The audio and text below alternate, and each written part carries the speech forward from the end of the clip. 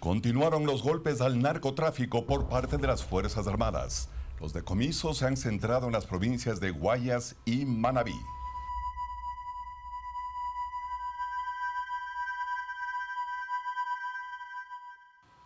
Así es, este es el resultado de labores de inteligencia de la fuerza pública y el intercambio de información con otros países. Se encontró gran cantidad de droga enterrada. Ya les contamos los detalles.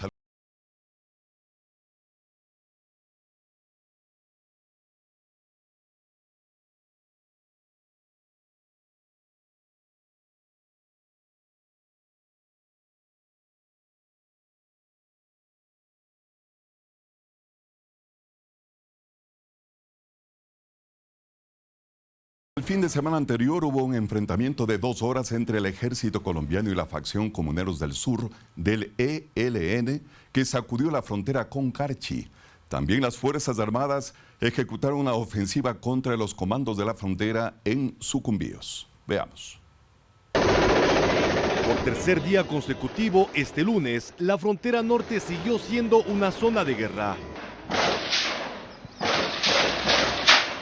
Este sábado la calma se rompió cuando el ejército colombiano, tras 2 meses de inteligencia, inició una incursión de alto calibre contra el grupo Comuneros del Sur, facción del ELN.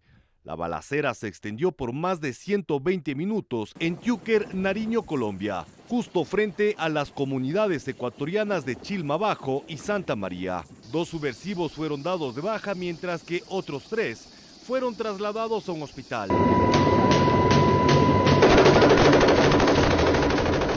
El arsenal incautado revela la amenaza que se cierne sobre la zona. 6 armas largas de alto poder, más de 1000 cartuchos calibre .556, un mortero artesanal y alimentadoras de fusil. Coordinación directa con el ejército del Ecuador, sostuvieron más de 2 horas intensos combates contra el grupo armado organizado Comuneros del Sur. Esta acción binacional denominada Operación Espejo ocurre días después de que se viralizaran estas imágenes. Estamos realizando operativas puntuales con respecto a estos problemas. Las incautaciones en Colombia confirman la conexión. Los brazaletes con las iniciales FG son similares a los portados por los hombres detectados en una comunidad de la provincia del Carchi. También se encontró el brazalete amarillo y verde de las Autodefensas Unidas de Nariño. Por eso Fuerzas Armadas ha ubicado a su personal de forma estratégica en una especie de barrera para impedir que la guerrilla, que ahora es bombardeada en Colombia, intente pasarse al lado ecuatoriano. La semana pasada en Lago Agrio los uniformados irrumpieron en un campamento que funcionaba como una refinería clandestina.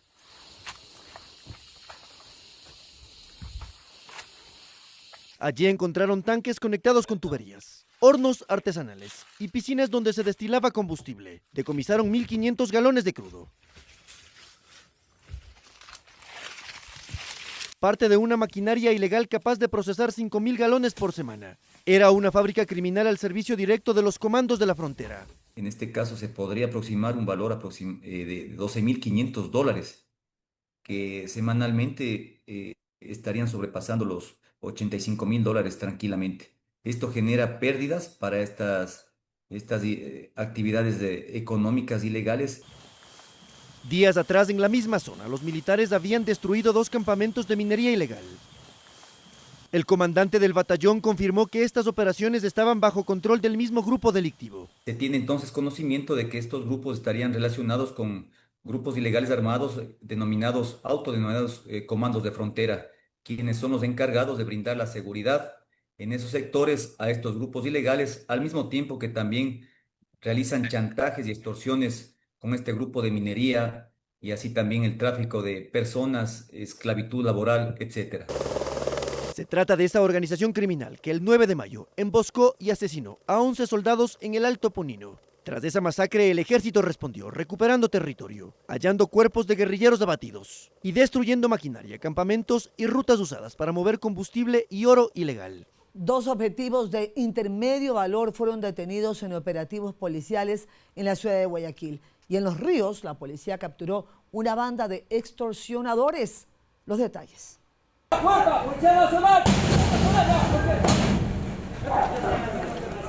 Sin tregua alguna, la Policía Nacional de la Zona 8, comprendida por Guayaquil, Durán y San Borondón, ejecutó varios allanamientos en los distritos Sur, 9 de octubre, Portete, Esteros y Durán, logrando desarticular varias bandas delictivas dedicadas a secuestros, extorsión y demás delitos. 18 detenidos en realidad. 9 de estos corresponden a la ejecución de una investigación previa por parte de la Policía Judicial en relación a la delincuencia organizada dedicada al secuestro extorsivo. Los ciudadanos a través de las aplicaciones solicitaban taxis, tanto de manera taxis formales e informales llegaban al lugar, eran perfilados por los conductores, los secuestraban, los llevaban a diferentes sectores de la ciudad para que a través de tarjetas de crédito, de débito, hagan el débito de dinero. Incluso se llegó a determinar que algunos de ellos hacían transacciones en línea a través de laptops o tablets. Durante 6 meses de investigación, la policía aprendió a 18 sujetos, 4 de ellos están en la penitenciaría y 2 son objetivo de intermedio valor. Así era como operaba una banda de extorsionadores. Se grababan disparando las casas y negocios de sus víctimas en el cantón El Empalme de la provincia del Guayas y luego las contactaban para exigirles fuertes sumas de dinero. Sin embargo, mediante un trabajo investigativo, la UNACE realizó varios allanamientos en la provincia de Santo Domingo de los Áchilas, desde donde operaba este grupo delictivo. Ahí existe 2 personas detenidas que ellos dirigían desde Santo Domingo. Ahí está el mentalizador y el que cobraba, al que le depositaban las cuentas. Y ellos son de la banda de los choneros. Incluso ellos ordenaban también que se vaya a disparar ciertos locales con muchachos. Incluso también vamos a lograr la presión de estos individuos que ya les tenemos identificado y vamos a sacar las boletas correspondientes. Según las investigaciones de los agentes, los hoy detenidos estarían involucrados en al menos 30 casos de extorsión. Les contamos, amigos, que persisten los golpes al narcotráfico por parte de las Fuerzas Armadas. Los decomisos se han concentrado en Guayas y Manabí. Encontraron droga enterrada. Estas son las imágenes. Los últimos golpes al narcotráfico se ejecutaron gracias a las acciones de inteligencia de la fuerza pública, que mantienen sus trabajos en Guayas y Manabí. Las zonas costeras siguen siendo muy codiciadas por el traslado de droga hacia el extranjero, por la salida que tiene en sus puertos marítimos. Hace 24 horas, la fuerza pública logró afectar a las estructuras criminales con un perjuicio que supera fácilmente los 30 millones de dólares con la incautación de droga que usted está observando. El 18 de noviembre se interceptó un cargamento de cocaína gracias al intercambio de información de los agentes de Ecuador con los militares de República Dominicana. Investigaciones desarrolladas por agentes de la Jefatura Antidrogas de Santo Domingo de los Áchilas permitieron allanar una finca situada en el sector conocido como Palo Seco, zona rural del cantón Chone en la provincia de Manabí, donde varias familias estarían siendo obligadas a acopiar en sus propiedades grandes cargamentos de sustancias prohibidas que los narcotraficantes ingresan por la frontera norte, luego los trasladan en narcocarros hasta este sector y allí los esconden bajo tierra hasta poder enviarlos al extranjero desde la costa ecuatoriana utilizando lanchas rápidas. Durante la operación policial denominada Centinela 112, los agentes antidrogas encontraron enterrados 32 sacos que contenían 960 bloques de clorhidrato de cocaína con un peso superior a los 1.008 kilos de sustancias prohibidas, cuyo precio en el mercado internacional superaría los 50 millones de dólares. Y en Los Ríos capturaron a varios delincuentes mientras armas de fuego fueron incautadas durante operativos ejecutados en el distrito Los Chillos, en Quito. Así lo registró las Fuerzas Armadas, primero de pie bajo la luz amarilla de un foco, después arrodillados bajo la vigilancia militar y luego con sus rostros apegados al suelo. A los detenidos se los reconoce en el mundo criminal por sus alias: Serrano, Veneno, Puma, Caporal y Shakira. Cayeron juntos en la misma movida porque cuando la noche se cierra y la ley respira, el escondite se les acaba en manos de las Fuerzas Armadas. La operación se desplegó en una propiedad perdida entre los caminos agrícolas, que según inteligencia militar, funcionaba como punto de acopio para armas, drogas, combustible y logística criminal. En el interior, los uniformados encontraron 257 cargas explosivas, colhidrato de cocaína, marihuana, un arma de fuego, más de 80 municiones, cartuchos de carabina, armas blancas y uniformes militares. La alerta se dio por una herida tras un disparo. Cuando la policía acudió al sitio, encontró más de una docena de armas en poder de una sola persona. Forma de que su esposo pues había sufrido una herida producto de un arma de fuego. Es así que se coordina con las más unidades y se logra verificar dentro del interior que dicho ciudadano pues en su domicilio tenía 18 armas de fuego. El armamento será sometido a peritajes para saber si fue utilizado en algunos delitos. En el lugar también se hallaron municiones. La captura de alias Fénix en Colombia representa un fuerte golpe al crimen organizado. Veamos. El ministro del Interior, John Reinberg, dio a conocer que la captura en Colombia de alias Fénix, quien sería cabecita del grupo criminal Los Tiguerones, es importante para el Ecuador, pues desde el 2022 se encontraba prófugo de la justicia y a su espalda tiene un extenso prontuario delictivo. Su detención se ejecutó en la urbanización Alabama en el municipio de La Estrella, en el sur del Valle de Aburrá, Antioquia, Colombia. Ahí las autoridades actuaron en conjunto. En una operación que hizo el Ecuador, en cooperación con Colombia, lo detuvimos en Colombia a este líder que tiene una sentencia de 25 años por asesinato. Alias Fénix llevaba años bajo la mira de las autoridades. Sobre él pesan cargos como robo calificado, tentativa de asesinato e ingreso de objetos prohibidos a un centro penitenciario. Pero los informes de inteligencia también lo identificarían como presunto responsable de varias masacres registradas en el Ecuador y por ello cambió de identidad varias veces para huir de la justicia. Ya estamos esperando que me lo envíen, el proceso es un poco más rápido, me lo envíen para acá, se va derechito también a la cárcel del Encuentro a cumplir 25 años. Estamos llevando un combate a las estructuras y usted me va a decir, sí, pero seguimos con estas cifras. Sí, pero la cifra se da porque cuando usted golpea la estructura, comienzan a aprovecharse para quitarse territorios y es una guerra entre ellos. Alias Fénix en los próximos días arribaría al Ecuador a enfrentar a la justicia por los diferentes delitos que ha cometido y su destino podría ser directamente a la cárcel del Encuentro. El nombre de Paco Alcocer vuelve a surgir en un proceso judicial, esta vez vinculado al asesinato de Fernando Villavicencio. Veamos. En el mundo del crimen organizado, no todos aprietan el gatillo.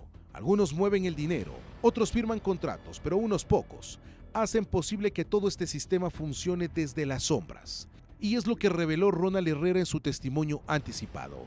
Según su declaración ante las autoridades de justicia, Paco Alcocer sería uno de los hombres de confianza de Javier Jordán, mediante el cual buscaban sobornarlo para que cambie su versión de los hechos en este proceso judicial. Un ofrecimiento incluso que iba más allá de efectivo, sino de hasta una propiedad y estabilidad económica para su familia en Miami. La información que ha dado el testigo es que se le ha ofrecido $300,000 que se los iba a enviar mediante un operador de estos señores, un señor de apellido Alcocer, me parece, es la persona que efectivamente iba a entregar este dinero a Ronald Herrera. Pero no es la primera vez que el nombre de Paco Alcocer aparece en procesos judiciales. En el 2012 y en el 2022 también fue conocido por ser contratista con el Estado y señalado en varias investigaciones, pero así también su nombre apareció en el denominado caso Metástasis. En los chats de este proceso judicial fue mencionado por Elibe Angulo, uno de los operadores del narcotraficante Leandro Norero. Ahí dice quién fue, cómo fue y por medio de quién iban a hacer llegar estos dineros, y asimismo hay otras situaciones más que dicen que solamente es la versión de él. Existen elementos que van a salir también como audios y otras situaciones que van a escuchar ustedes. Hoy, una vez que Fiscalía ha conocido estos nuevos datos, tendrá que analizar si los chats extraídos del caso Metástasis pueden incorporarse como elementos de prueba en el proceso judicial que busca identificar a los autores intelectuales del crimen del ex candidato presidencial, Fernando Villavicencio. Pausa y en instantes. Hasta el 31 de diciembre de 2026 se deben registrar e inscribir todas las plantaciones de banano en el país.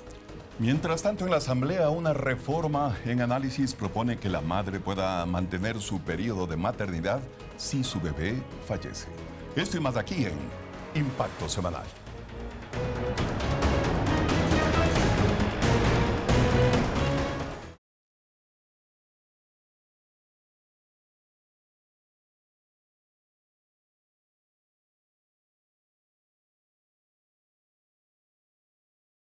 Y en la Escuela Superior Militar Eloy Alfaro, el presidente Daniel Noboa presidió la ceremonia de cambio de mando del Comando Conjunto de las Fuerzas Armadas. El cielo de Parcayacu se abrió con el paso preciso de las aeronaves de combate en formación. En tierra, el ritmo de marchas, fusiles al hombro y honores daban inicio a la ceremonia de relevo del Comando Conjunto de Fuerzas Armadas. El acto reunió a 960 invitados y contempló ascensos honoríficos, el cambio de mando de las tres fuerzas y la posesión del nuevo jefe del Comando Conjunto. Parte al señor Daniel Noboa así. La ceremonia fue encabezada por el presidente Daniel Noboa, que empezó su intervención recordando la declaración de conflicto armado interno. Hace 2 años que nuestras Fuerzas Armadas defienden día tras día el honor de la República frente a un enemigo que renunció a todo principio, que corrompe, que intimida y que se ampara en políticos sin lealtad a la patria. El discurso del comandante saliente marcó la línea de relevo. Nuestras Fuerzas Armadas son una antorcha en lo alto de la colina que no puede ni debe esconderse. Se refleja el esfuerzo diario de... Con la lectura de los decretos ejecutivos 112 y 158, firmados el 1 de septiembre, se formalizó el relevo del alto mando. El general Henry Delgado, designado ese día como jefe del Comando Conjunto, asumió oficialmente el mando, mientras el ejército quedó bajo el mando del general John Miño, la armada bajo el almirante Ricardo Hunda y la Fuerza Aérea, comandada ahora por Mauricio Salazar. El comandante del Comando Conjunto se dirigió a las tropas. Como jefe del Comando Conjunto de las Fuerzas Armadas, reafirmo a mi pueblo ecuatoriano que sepan que donde pone el pie las Fuerzas Armadas habrá firmeza, contundencia y será para combatir, neutralizar a las amenazas y o eliminarlas por efecto de las operaciones. Delgado hizo un recuento de sus acciones. Se ha afectado a la economía ilegal en más de 10.500 millones de dólares. La incautación de más de 50.000 kilogramos de droga. El presidente Noboa ratificó el apoyo del Ejecutivo a las Fuerzas Armadas, insistiendo en la necesidad de liderazgo firme en un escenario de amenazas no convencionales. Hoy, más que nunca, el Ecuador necesita líderes que actúen con firmeza frente al terrorismo y el narcotráfico. Líderes cuyo ejemplo de disciplina, lealtad y patriotismo inspire a las futuras generaciones de la patria. Con el relevo, se marchó la generación que cerró su ciclo en la conducción militar. Y paso a paso, Delgado avanza hacia el mando desde donde se definirá la seguridad nacional. El presidente dispuso que hasta el 31 de diciembre del 2026 se deben registrar e inscribir todas las plantaciones de banano en el país. Veamos. El presidente Daniel Noboa reformó el reglamento a la ley para estimular y controlar la producción y comercialización del banano, plátano y otras musáceas destinadas a la exportación. Incorporó una disposición transitoria que establece que hasta el 31 de diciembre de 2026 se podrá solicitar el registro e inscripción de las plantaciones existentes al Ministerio de Agricultura, Ganadería y Pesca. Lo que se está determinando con esta medida es que todas las plantaciones de banano que hayan sido sembradas hasta el 24 de noviembre se registren en el Ministerio de Agricultura hasta diciembre del 2026. El resto, si cualquier productor pretende sembrar banano a partir de esta fecha en adelante, será considerada ilegal. Ahora, ¿qué es lo que hace falta? Que el Ministerio de Agricultura emita el acuerdo ministerial o instructivo para el cómo y los siguientes pasos que se tienen que dar. El banano es un producto que depende del mercado mundial. Si la demanda crece, la oferta se ajusta. A la fecha, especifica Richard Salazar, director de la Asociación de Comercialización y Exportación de Banano. En Ecuador hay 220.000 hectáreas sembradas. La normativa no prohíbe la siembra, impide que el cultivo ilegal prolifere para evitar impactos en el precio. Establece multas. La multa es el equivalente a 150 salarios mínimos vitales, que no es lo mismo que salarios básicos unificados. Eso más o menos, para tener claro, es alrededor de $600 por cada hectárea de banano. José Antonio Hidalgo, director de la Asociación de Exportadores de Banano del Ecuador, por su parte, aclara que esta no es la primera vez que se hace. En torno a sincerar justamente las distintas cifras del registro de producción y poder justamente formalizar muchos de los procesos en torno al manejo de producción. Según cifras del Banco Central, solo de enero a julio de 2025 las exportaciones de la fruta superaron los $2.500 millones, producto del envío de más de 5 millones de toneladas a Europa, Asia y Estados Unidos. Una reforma en análisis en la Comisión de Trabajo de la Asamblea propone que si un bebé fallece, la madre pueda mantener su periodo de maternidad para enfrentar este duro momento. Según los asambleístas, las mujeres que pierden un bebé en la etapa final del embarazo no solo tienen que enfrentar un momento doloroso por esa pérdida, cuentan que en muchos casos también son obligadas a regresar a sus trabajos. Por eso, una reforma que está en análisis permitiría que ellas puedan continuar con el permiso por periodo de maternidad. Debe continuar, debe finalizar, debe culminar. ¿Por qué razón? Porque ha existido casos en los cuales el empleador, al conocer que ya el niño o niña fallece, pues se le obliga a la ciudadana, a la madre, a retornar a sus labores.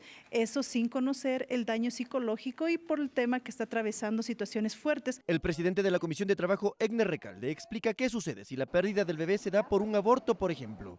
Por supuesto, estamos en ese análisis, avanzando, por eso es lo que hemos pedido, la comparecencia de muchos delegados que tienen conocimiento, la experticia. En este caso, hoy hemos analizado con delegados del Ministerio de Salud. Es decir, ¿no se descarta ampliar también para ese tipo de casos?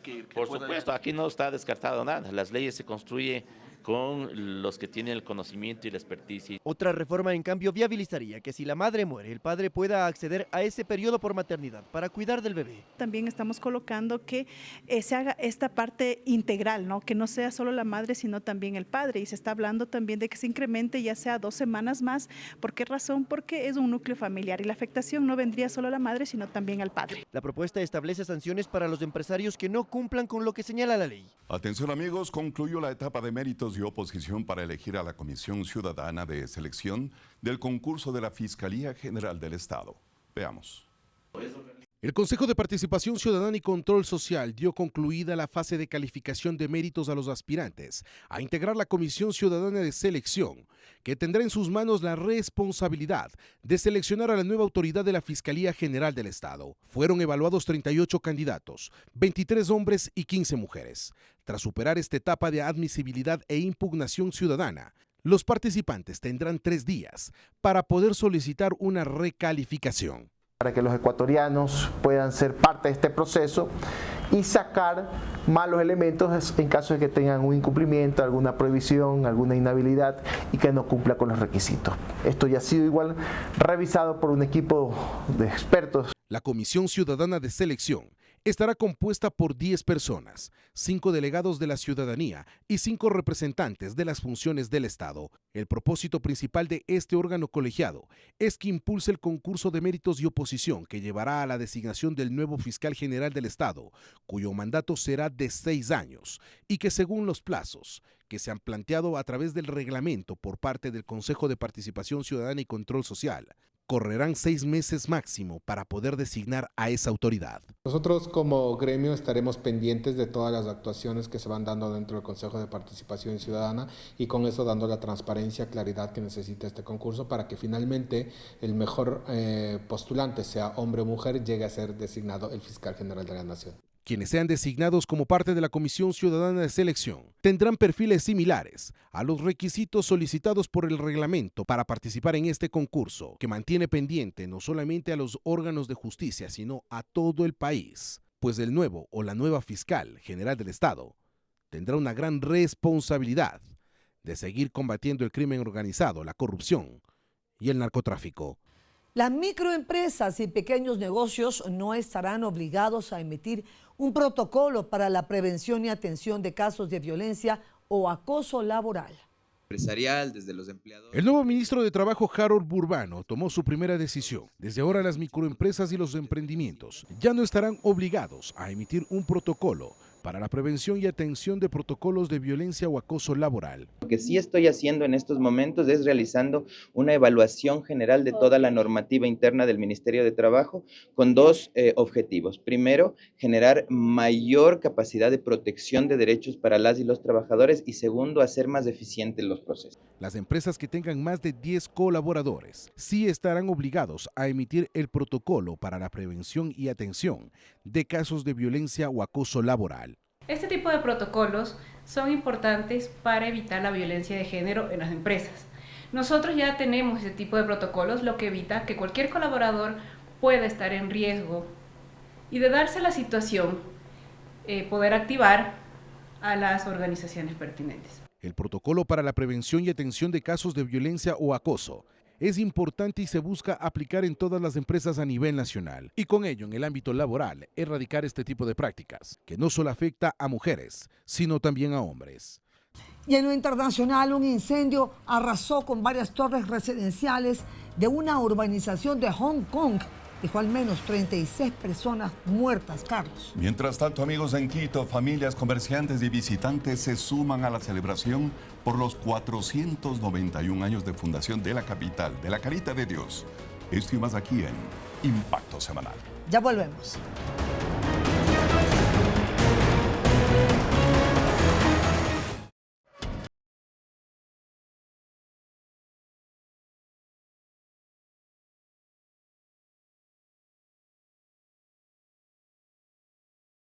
De una estudiante universitaria en Tungurahua. En la asamblea hablan de la necesidad de establecer sanciones más estrictas para los menores que cometan delitos graves. Veamos.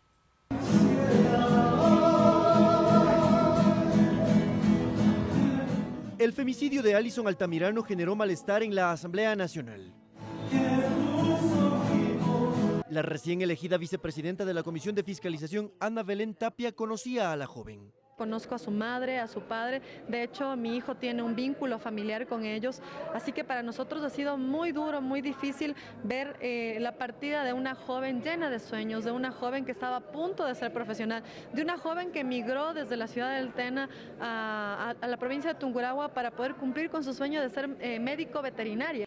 Dice que el compromiso de algunos legisladores es dar seguimiento al proceso judicial que vincula a jóvenes de entre 18 y 25 años de edad. Estar pendiente de que la justicia actúe, de que las instituciones cumplan con los protocolos que están ya en las leyes. Hay que reforzar mucho más la legislación respecto de este tema. A pesar de que las penas ya son duras, creo que es importante hacer un proceso de concientización en la ciudadanía, porque al existir ya este ámbito punitivo dentro del Código Orgánico Integral Penal, aún vemos casos como los de Alison. Precisamente uno de los involucrados en ese femicidio tiene 18 años, es decir, hace poco cumplió la mayoría de edad. Por eso en el Parlamento vuelven a hablar de la necesidad de establecer sanciones más fuertes a los menores que cometan delitos graves. Porque los agresores en este caso son jóvenes de 18, 21, 25 años. No con esto digo que no son responsables de sus actos, por supuesto que son responsables de sus actos. Mariana Yumbay, ex jueza de la República, dice que el tema no pasa por la aprobación de leyes, sino del cumplimiento de las que están en firme. Y la fiscalización deviene, por supuesto, para establecer hasta qué medida están cumpliéndose las distintas normativas. Alison fue enterrada en el Tena. Sus padres piden justicia, sufren la pérdida de su hija y esperan que esa justicia no tarde en llegar. Y otra nota que ha destacado, el bloque de búsqueda capturó a un sujeto con VIH que violó a un menor de edad en varias ocasiones. Veamos. Hace 2 años interceptó a su vecino, lo llevó a un lugar cercano y abusó varias veces de él. La víctima lo denunció. El sujeto escapó. Tenemos la detención del señor Víctor I, de 56 años. Esta persona era un requerido de peligrosidad y está acusado por el presunto delito de violación.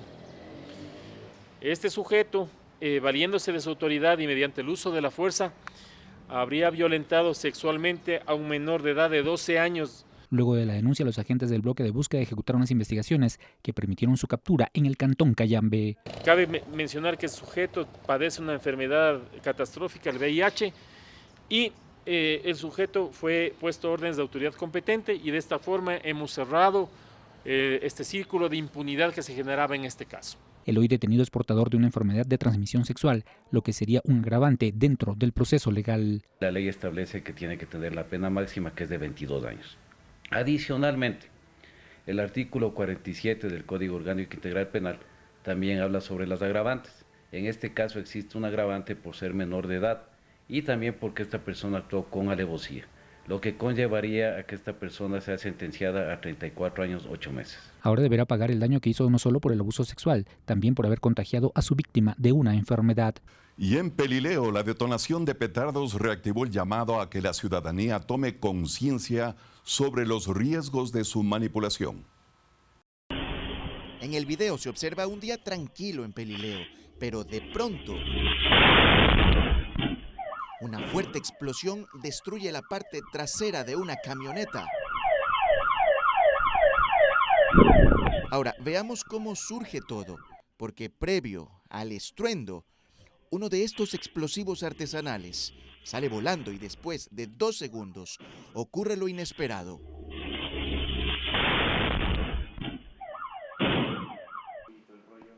Para Julio Jalón, quien es el director general de operaciones de emergencias del Cuerpo de Bomberos de Guayaquil, todo se resume en 3 palabras. Un exceso de confianza de quienes transportaban estos materiales explosivos, por ende quizás como usualmente nuestra cultura está arraigada el uso de petardos, de repente no le damos la importancia, no tenemos las normas de prevención para manipular, ya que son explosivos.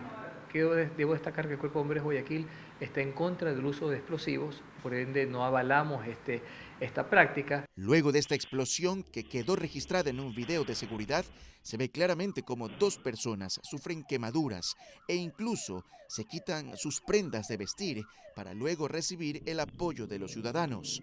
No tiene nada que ver con lo autorizado por el Comando Conjunto de las Fuerzas Armadas. Para Eduardo Azar, quien importa pirotecnia con todos los permisos, lo sucedido en Pelileo es producto del mal manejo de estos explosivos. Los armeros lo que hacen es encapsular en un detonador llamado cohete de caña, eso es lo que lanzó previamente, y seguramente tenía más material o los mismos cohetes sin un ratón que es el que lo impulsa y lo lleva hacia el cielo para que explote arriba, y le explotó en el balde atrás de la camioneta. Un hecho lamentable. Para el Cuerpo de Bomberos hay factores que desconocen miles de ciudadanos y que pueden activar una fuerte explosión. Por ejemplo, la carga estática, la inestabilidad de los agentes con los cuales se ha elaborado este explosivo, que puede ser también la humedad, de repente un golpe, una mala manipulación, una compresión no deseada. Todo eso puede influir inclusive en que se pueda detonar uno de estos artefactos. El único llamado a la conciencia que nosotros hacemos es no comprar lo ilegal. Ningún fuego artificial, por inofensivo que sea, no se lo puede entregar a ningún menor de edad. Esto hay que tenerlo bien claro. No existe un fuego artificial para un menor de edad. Que el padre quiera darle bajo la supervisión, eso es otra cosa, pero ningún fuego artificial debe ser manipulado por ningún menor. Un muerto y 8 personas heridas dejó el uso de este tipo de explosivos artesanales entre el 2023 y el 2024.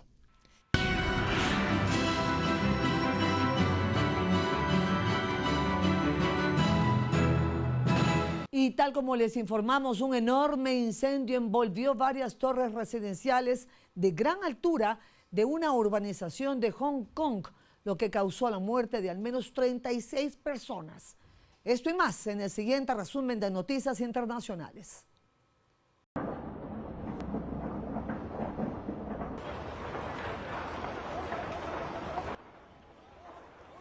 En Hong Kong, un incendio envolvió varias torres residenciales de una urbanización, causando la muerte de al menos 36 personas, según informó el alcalde de la ciudad, quien añadió que 279 personas se encuentran desaparecidas.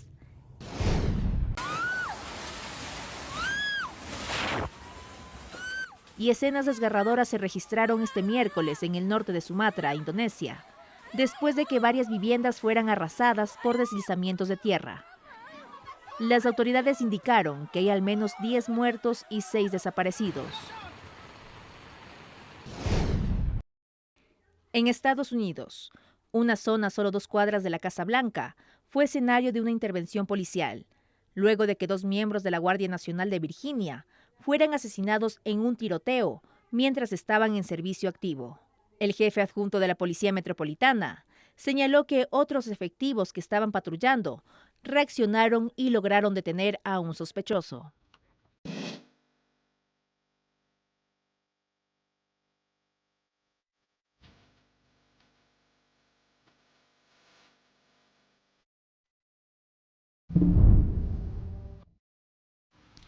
En esta semana el mundo sigue tensionado por 2 crisis, el conflicto bélico entre Ucrania y Rusia y la presión militar norteamericana cerca de las costas venezolanas para combatir al Cártel de los Soles. En Europa del Este, Ucrania enfrenta la guerra con Rusia en medio de la diplomacia internacional que busca una salida. El nuevo plan de paz propuesto por Estados Unidos abre una ventana de esperanza para una salida diplomática en medio de condiciones difíciles para Ucrania. Kiev muestra la disposición de avanzar, pero con cautela, apoyado por los países europeos, mientras Moscú exige garantías sobre territorios y seguridad. Pero la cruda realidad continúa en el frente. Combates y ataques aéreos no cesan. En el sur y este de Ucrania, familias enteras son desplazadas y la infraestructura crítica sigue destruida. Mientras tanto, el otro foco de tensión sigue escalando en el Caribe. Este 25 de noviembre, Estados Unidos designó al Cártel de los Soles como organización terrorista extranjera. Es un cambio que amplía sus opciones legales, diplomáticas y financieras contra el régimen de Maduro. Habría informes contradictorios que sugieren que Nicolás Maduro podría considerar dejar el poder, pero desde Miraflores lo niegan y aseguran no tener planes de transición inmediata. Esta es la situación al momento de este análisis, con una combinación de conflictos y presión internacional, pero podría cambiar de un momento a otro. La incertidumbre es.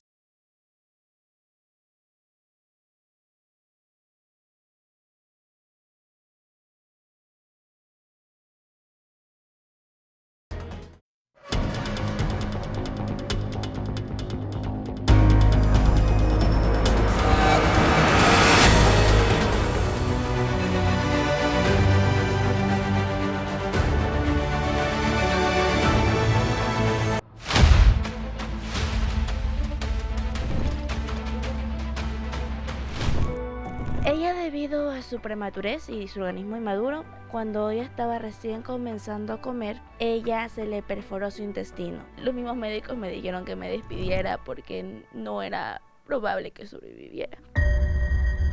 Y debemos realizarle un cierre de hilostomía. Así no se lo hacemos lo antes posible.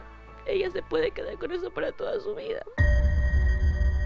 La solidaridad de muchas personas hizo posible lo que parecía lejano. Samara fue finalmente operada y hoy se recupera de manera satisfactoria.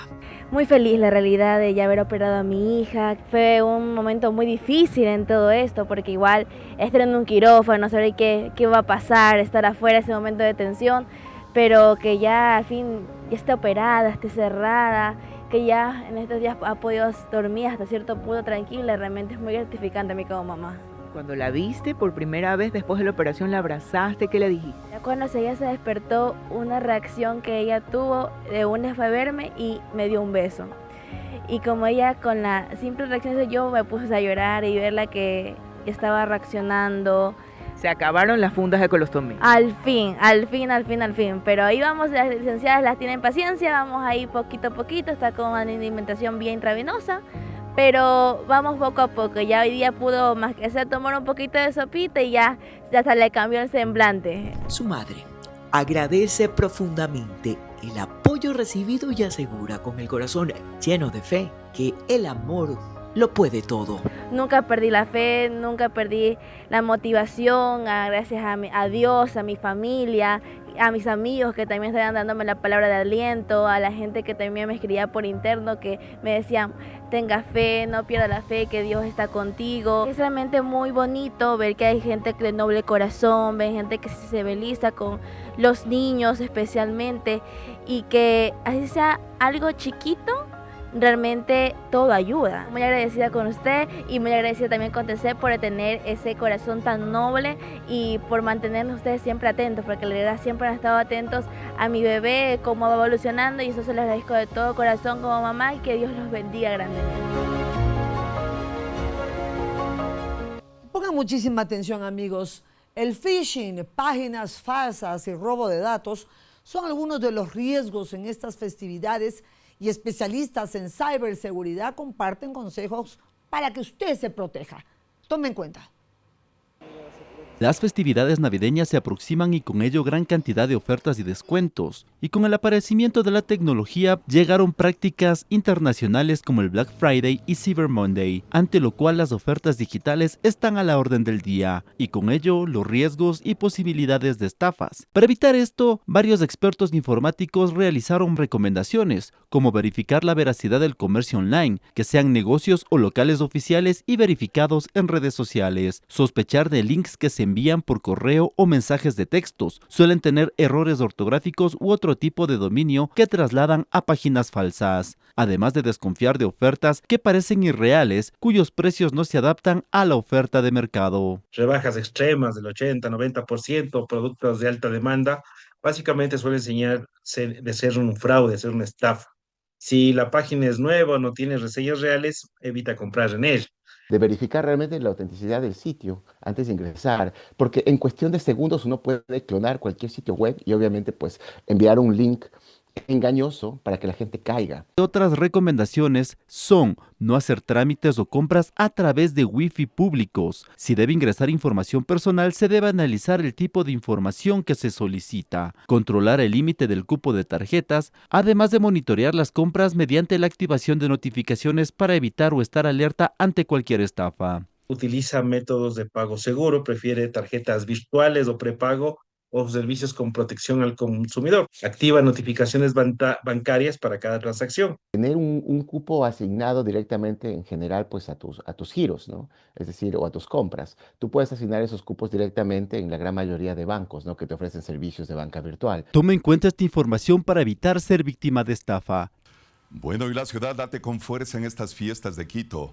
Familias, comerciantes y visitantes se suman a una celebración que ya se siente en las calles. Son las quiteñas bonitas y los chullas que ponen la vibra a la carita de Dios. Este miércoles fueron atraídos a la Plaza de San Francisco. La música en la tarima fue el imán de hombres, mujeres, niños, capitalinos, turistas y caseritas, bailando al ritmo del chulla quiteño. Celebrando con la familia aquí, con los vecinos y con las amistades aquí. ¡Que viva Quito! La energía se sentía en el corazón de la ciudad. Los mercados, como siempre, poniendo el alma en la fiesta. Muy bonito, muy atractivo, los disfraces, todo lo que representa los mercados. Y las caseritas no solo celebran, también invitan. Que vivan las fiestas en paz y tranquilas y sin nada de violencia. Que la gente, los turistas vengan, conozcan Quito y que disfruten de las fiestas. Pero la fiesta no solo se queda en la plaza, porque cuando cae la tarde, las tradicionales chivas comienzan a recorrer las calles de la capital con esa alegría que se contagia. Globos rojos y azules, banderas de Quito en mano, luces, música a todo volumen y por supuesto el ritmo del Juyayay, que no puede faltar. Siempre para llegar en esas fiestitas justo desde el chulla quiteño, el Juyayay, un merenguito alto y así nos vamos con musiquita nacional, una bandita obviamente. Y entre tanta energía, también llegan visitantes de otras provincias que se suman al festejo. Tengo 2 días aquí recién y lo máximo. Saludos para la gente de Manda. Porque en la chiva la música prende los ánimos y prende el corazón de quienes celebran a la capital. La música y todo llama mucha energía y sobre todo la energía de la gente a mí me llena. Así se viven las fiestas de Quito, en la plaza, en los mercados y en cada chiva que recorre la ciudad con alegría desbordada. ¡Que viva Quito! 491 años de la fundación de la Carita de Dios y además con la flamante reina de Quito. Estamos en plena celebración. Gracias, amigos, por habernos acompañado una vez más en Impacto Semanal. Nos sumamos, por supuesto, a este festejo.